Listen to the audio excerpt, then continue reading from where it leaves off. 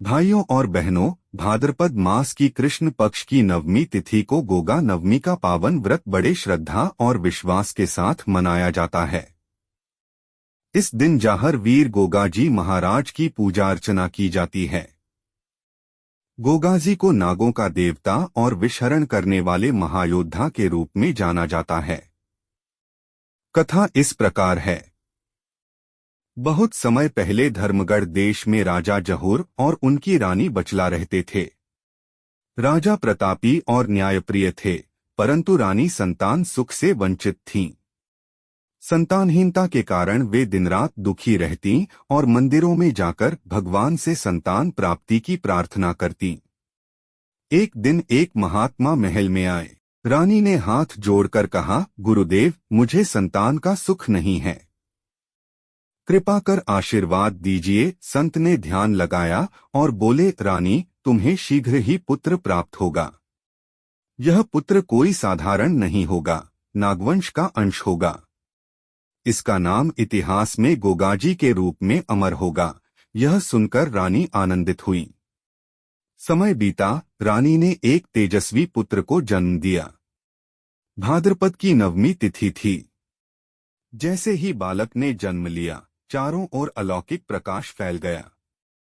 मंदिरों में अपने आप घंटियां बजने लगीं और हवा में मधुर सुगंध भर गई। तभी आश्चर्यजनक घटना घटी। चारों दिशाओं से सर्प आकर बालक की रक्षा करने लगे। किसी ने नुकसान नहीं पहुंचाया, बल्कि वे बालक के चारों ओर रक्षाचक्र बनाकर खड़े हो गए। तभी आकाशवाणी हुई, यह बालक गोगाजी कहलाएगा। यह सर्पदंश से लोगों की रक्षा करेगा। गोगाजी बड़े होकर अत्यंत पराक्रमी बने। वे निडर योद्धा थे और अन्याय के विरुद्ध खड़े होने में कभी नहीं डरते थे। उन्होंने अनेक युद्धों में विजय प्राप्त की और प्रजा का सदाहित किया। गोगाजी केवल युद्धवीर ही नहीं, बल्कि धर्मनिष्ठ और न्यायप्रिय भी थे। उनके हृदय में सबके लिए दया थी। एक बार राज्य में एक बालक को सांप ने काट लिया। पूरा परिवार रोने लगा। लोग गोगाजी के पास पहुंचे। गोगाजी ने बालक पर हाथ रखा और नाग देवता से प्रार्थना की, हे नागराज, यदि मैं आपका सच्चा भक्त हूं तो इस बालक का विष शांत हो जाए। देखते ही देखते विष उतर गया और बालक जीवित हो उठा। यह देखकर सब लोग आश्चर्यचकित रह गए और गोगाजी की जय जयकार करने लगे। गोगाजी ने अपने जीवन में अनगिनत लोगों की रक्षा की। वे कहते थे, सच्चा धर्म वही है जिसमें सबका कल्याण हो, और सच्ची भक्ति वही है जिसमें हर प्राणी के प्रति दया हो। इसीलिए गोगाजी आज भी नागों के राजा और रक्षक देवता के रूप में पूजे जाते हैं। गोगा नवमी के दिन भक्त लोग गोगाजी का झंडा गाड़ते हैं, दूध, हल्दी, चावल और फूल अर्पित करते हैं। घर की महिलाएं व्रत रखती हैं और पूरी श्रद्धा से कथा सुनती हैं। ऐसा माना जाता है कि इस व्रत से संतान सुख प्राप्त होता है, परिवार में समृद्धि आती है और सर्पदंश का भय कभी नहीं रहता। गोगाजी की महिमा गाते हुए लोग कहते हैं, जाहर वीर गोगा, जहुर वीर गोगा, नागों के राजा गोगा। इस प्रकार भाइयों और बहनों, गोगा नवमी की कथा का श्रवण करने से जीवन में मंगल होता है और परिवार सुरक्षित रहता है। गोगाजी की कृपा से सब कार्य सिद्ध होते हैं। जय जाहर वीर गोगाजी महाराज की। भाइयों और बहनों, भाद्रपद मास की नवमी तिथि का पावन प्रभात है। आज का दिन जाहर वीर गोगाजी महाराज की आराधना के लिए समर्पित है। अरुणिमा से रंगा आकाश, मंदिरों में गूंजती घंटियां, आंगन में सजे दीप, सब मिलकर एक ही संदेश दे रहे हैं, गोगाजी की जय। कथा आरंभ होती है बागड़ देश के धुलिया नगर से। राजा जयराज प्रतापी थे, रानी बाछल देवी पतिव्रता और दयामी। राज्य समृद्ध था, पर महल में एक कमी थी, संतान सुख। रानी ने अनेक व्रत, यज्ञ और मंदिर पर्वत की परिक्रमा की, पर फल प्रतीक्षित रहा। एक दिन महल के द्वार पर एक सिद्ध महात्मा पधारे। गोरखनाथ। रानी ने चरणों में प्रणाम किया। नेत्रों में जल और हृदय में वाणी। स्वामी, मातृत्व की आकांक्षा मेरे प्राणों में धधकते दीपक जैसी है। संत ने करुणा से कहा, रानी, तुम्हारे घर दिव्य पुत्र जन्म लेगा। वह नाग देवता का अंश होगा, धर्म की रक्षा करेगा और विषहरण की महिमा से लोक कल्याण करेगा। विराम। समय ने करवट ली। भाद्रपद की नवमी को महल में अलौकिक ज्योति फैली। रानी ने एक तेजस्वी बालक को जन्म दिया। जैसे ही शिशु ने प्रथम किलकारी भरी, चारों दिशाओं से सर्प आए, किंतु भय नहीं, भक्ति लेकर। उन्होंने शिशु के चारों ओर रक्षाचक्र रचा।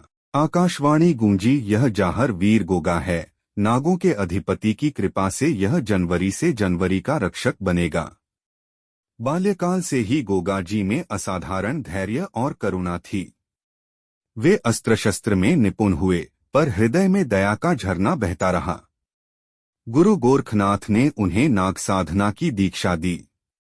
मंत्रोच्चार के साथ वे धरती पर भाला स्पर्श करते और भूमि से सुषुप्त शक्ति जाग उठती। नाग उनकी वाणी पहचानते, आदेश मानते। तभी एक वर्ष ऐसा आया जब राज्य में सर्पदंश की विपदा फैल गई। खेतों और बस्तियों में विषधर सक्रिय हो उठे। भयभीत प्रजा गोगा जी की शरण में आई। गोगा जी ने सभामंच पर कहा, भय का अंत भक्ति से होता है, हिंसा का अंत करुणा से होता है। आज से कोई नाग निर्दोष जन को कष्ट नहीं देगा। उन्होंने भाले की नोक से भूमि का स्पर्श किया। हे नागराज, मैं आपका सेवक हूँ, भक्तों की रक्षा आपका व्रत बने। उसी क्षण वातावरण शांत हो गया, जैसे विषैले वायु के ऊपर दया का चंदन मल दिया गया हो। एक दिन एक माता दौड़ती हुई आई, बेटा सर्पदंश से पीड़ित था। गोगा जी ने बालक का माथा सहलाया, धीमे स्वर में बोले, जैसे सूर्य अंधकार हरता है, वैसे ही नाम विष हरता है, जाहर वीर गोगा। उन्होंने बालक के पास जल रखा, मंत्रोच्चार किया। बालक की नीलिमा उतरने लगी, श्वास सम हो गई और आंखों में जीवन लौट आया। भीड़ से जयघोष उठा, जाहर वीर गोगा जी की जय। गोगा जी की नीति थी, धर्म वही जो सबकी रक्षा करे, भक्ति वही जिसमें हर प्राणी के लिए दया हो। वे प्रजा के दुखद्वार पर स्वयं जाते, विवाद सुलझाते, अनाथों का अन्नजल सुनिश्चित करते। युद्धभूमि में वे जितने पराक्रमी थे, न्यायसभा में उतने ही संतुलित। गोगा नवमी के दिन इसी स्मृति में घर घर पूजा होती है। आंगन में स्वच्छ लीपापोता चबूतरा, उस पर गोगा जी का प्रतीक झंडा, थाली में हल्दी, चावल, दूब, पुष्प और दूध का कटोरा। स्त्रियां संकल्प लेती हैं, परिवार की रक्षा हो, संतान स्वस्थ रहे, घर में भक्ति का दीप जले, बच्चे झूमते हुए गाते हैं, जाहर वीर गोगा, नागों के राजा गोगा। कथा का फलश्रुति, जो व्यक्ति सच्चे मन से गोगा जी की पूजा करता है, उसके जीवन से भय के बादल छंटते हैं, घर की देहरी पर मंगल रचता है और सर्पदंश का संकट पास नहीं आता। करबद्ध प्रार्थना है, जाहर वीर, हमारे भीतर के विष, क्रोध, अहंकार और द्वेष को भी हर लीजिए, यही सच्ची विजय है। जय जाहर वीर गोगा जी महाराज की। कथा समाप्त। मंगलम। आज की कथा उस समय की है जब धरती पर विषधर का आतंक बढ़ गया था। खेतों में काम करता किसान भयभीत, रातें लंबी और ग्राम ग्राम में विला। तब संत गोरखनाथ ने अपने शिष्य गोगा जी को आदेश दिया, जाओ, लोक रक्षा करो। तुम्हारा भाला केवल लोहे का नहीं, करुणा का प्रकाश स्तंभ है। गोगा जी ने तपस्या की। एकांत वन में कुशासन बिछाकर उन्होंने नाग तत्व का ध्यान किया। श्वास दीर्घ, मन एकाग्र, भाला भूमिस्पर्श। साधना सिद्ध हुई। नागराज तक्षक स्वयं प्रकट हुए, वीर, तुम्हारी करुणा ने हमें बांध लिया है। जहां तुम पुकारोगे, हम आज्ञाकारी होंगे। गोगा जी ने कहा, नाग कुल का तेज भक्तों की रक्षा में लगे, निर्दोष जन पर कहीं भी विष का प्रयोग न हो। समय बीता। एक सीमांत गांव कच्छावली में वर्षा ऋतु के बीच सर्पदंश से जनहानि होने लगी। गोगा जी सफेद घोड़े पर सवार पहुंचे।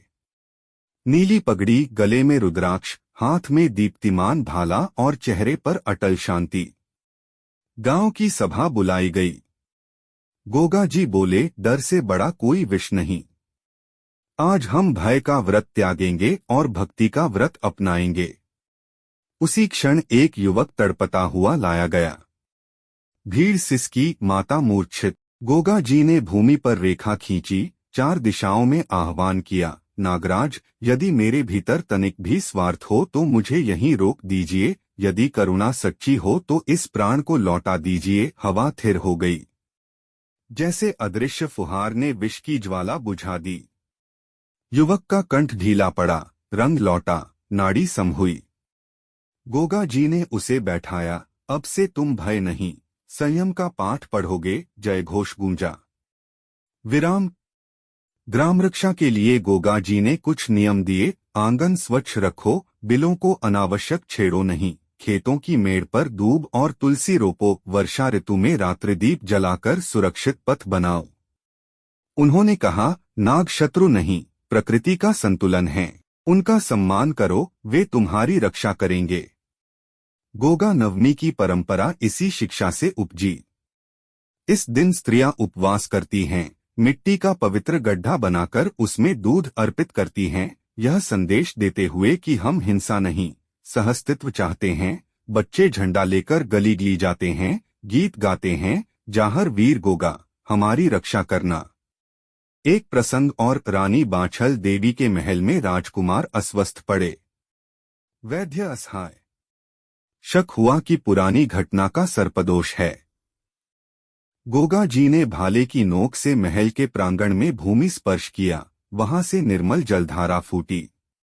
वे बोले, यह माता भूमि का प्रसाद है। जल का छींटा दिया, मंत्रोच्चार किया, राजकुमार स्वस्थ। रानी ने कहा, वीर, आपका उपकार कैसे चुकाऊं? गोगा जी मुस्कराए, जहां करुणा होगी वहां मेरा वास होगा।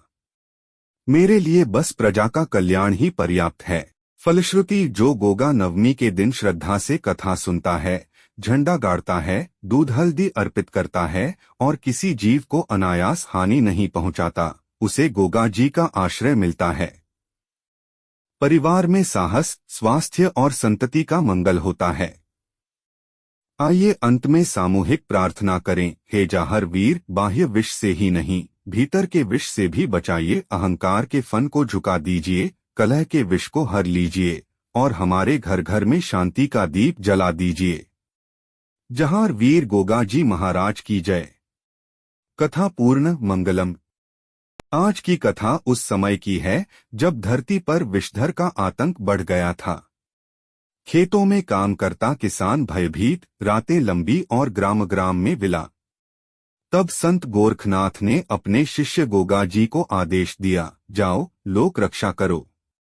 तुम्हारा भाला केवल लोहे का नहीं, करुणा का प्रकाश स्तंभ है। गोगा जी ने तपस्या की।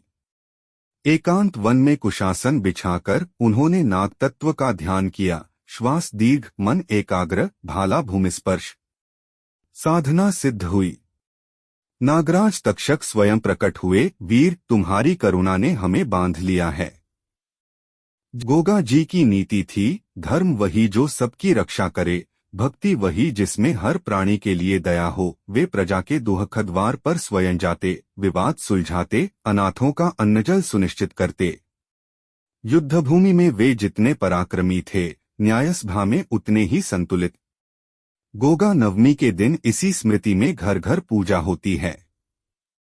आंगन में स्वच्छ लीपा पोता चबूतरा, उस पर गोगा जी का प्रतीक झंडा, थाली में हल्दी, चावल, दूब, पुष्प और दूध का कटोरा।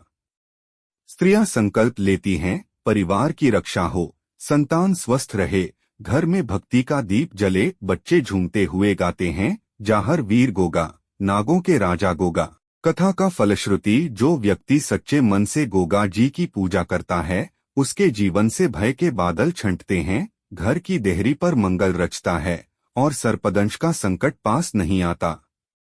करबद्ध प्रार्थना है, जाहर वीर, हमारे भीतर के विष, क्रोध, अहंकार और द्वेष को भी हर लीजिए, यही सच्ची विजय है। जय जाहर वीर गोगा जी महाराज की। कथा समाप्त। मंगलम।